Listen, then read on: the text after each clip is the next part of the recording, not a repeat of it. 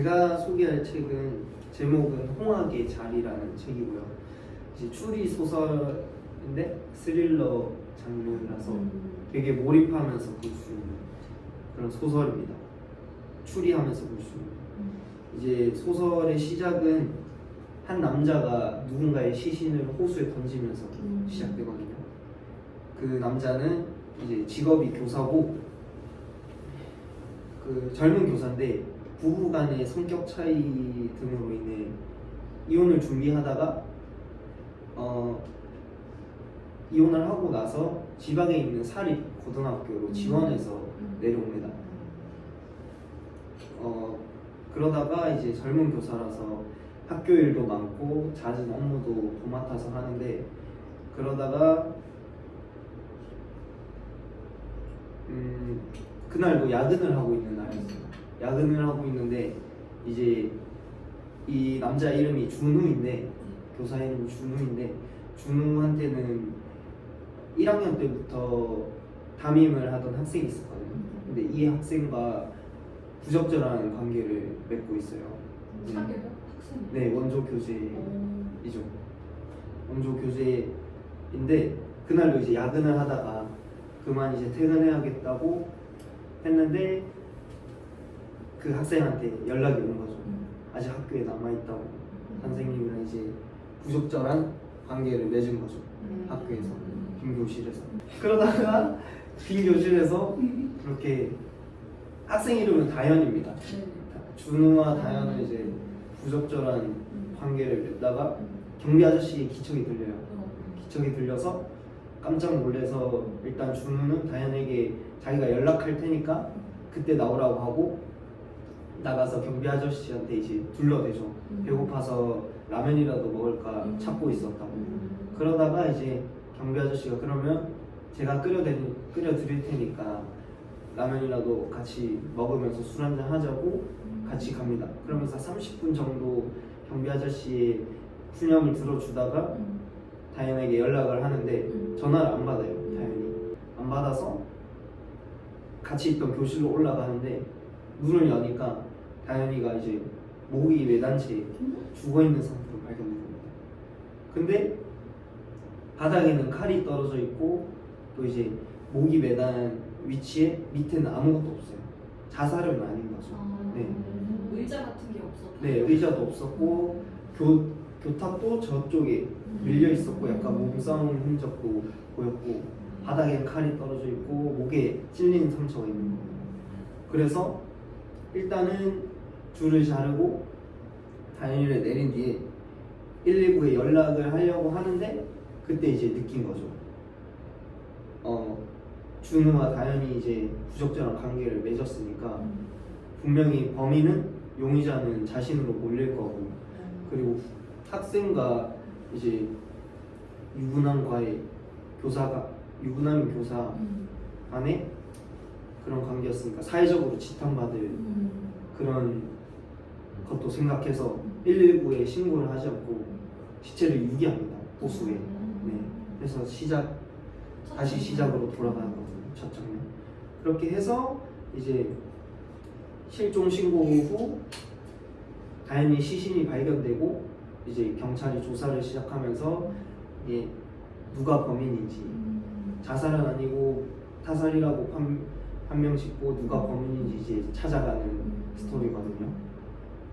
그래서 이제 추리 과정이 그 뒤로 계속 나오는데 되게 정교하게 짜여져 있거든요. 약간 시체 부검이나 CCTV 조사 과정이나 그런 것도 정교하게 묘사돼 있고 또 문장도 짧게 끊어서 표현하셔가지고 몰입도 있게 가독성 있게 빨리빨리 넘기면서 볼 수 있거든요. 그래서 되게 재밌었고 마지막에 엄청난 반전이 있어요. 네. 근데 이거는 그 책 표지에도 적혀 있거든요. 네, 그 책 표지 말고 약간 그 씌어져 있는 거예요. 띠지. 네네, 띠지에 스포 금지 이렇게 적혀 있고. 네. 그래서 그거는 만약에 읽어보실 분은 읽어보시고 반전을 느끼는 게 좋을 것 같습니다. 네. 그 가장 재밌게 보셨던 스릴러 장르나 공포 그런 작품들이 있을까요? 선생님이 있으세요? 공포 영화 좋아하신다고.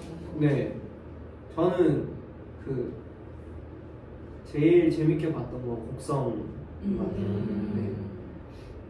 곡성 있으십니까 혹시?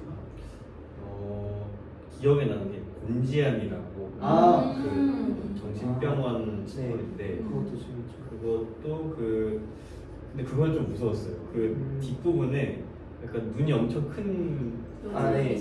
나오는데 그때 엄청 놀래가지고 되게 소리를 질렀었습니다. 그 흐지묵지에 나오는데 거기. 진짜요? 네. 공포편 보시면. 정체가 저분이. 아니요 그 기준도 있어요. 아, 그래요? 실제로. 그거 놀래는 거 봤습니다. 아, 보셨대요, 보셨대요. 네, 아, 그래요? 저 봤어요. 봐야겠다. 그 진짜 무서운데. 진짜 찐으로 놀라거든요. 네. 저는 기억나는 게 그 숨바꼭질인가? 아, 그걸 손실공포. 네, 그 한국 영화인데 네. 그 가족들이 다른 가족 집에 몰래 숨어 사는 그 영화인데 이제 마지막에는 이제 결국 잡혀서 빠져나간 그 엄마 역할이 이제 걸렸는데 그 아이가 그 집에 옷장에 딱 숨어 있고 눈 하면 팍 하는 게 마지막에 보여가지고 많이 인상이 깊었습니다. 손흥주 배우 나왔던. 되게 옛날 영화인데, 네, 생각보다.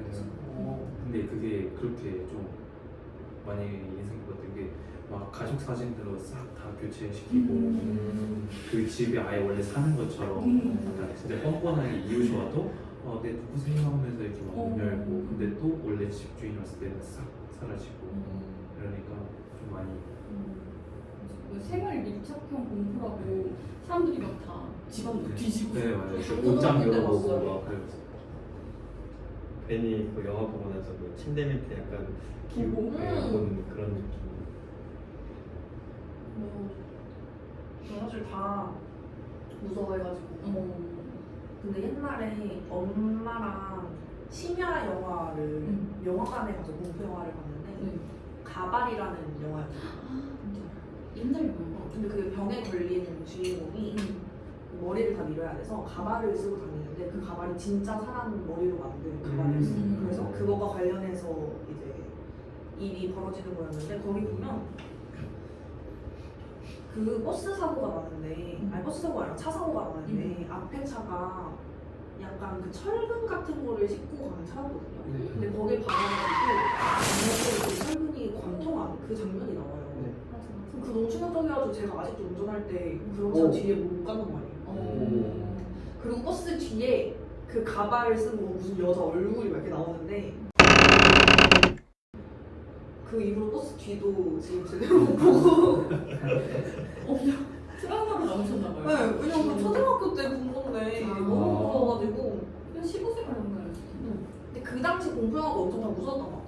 그 당시에 맞아요. 막 분홍신, 맞아. 인형사 인형.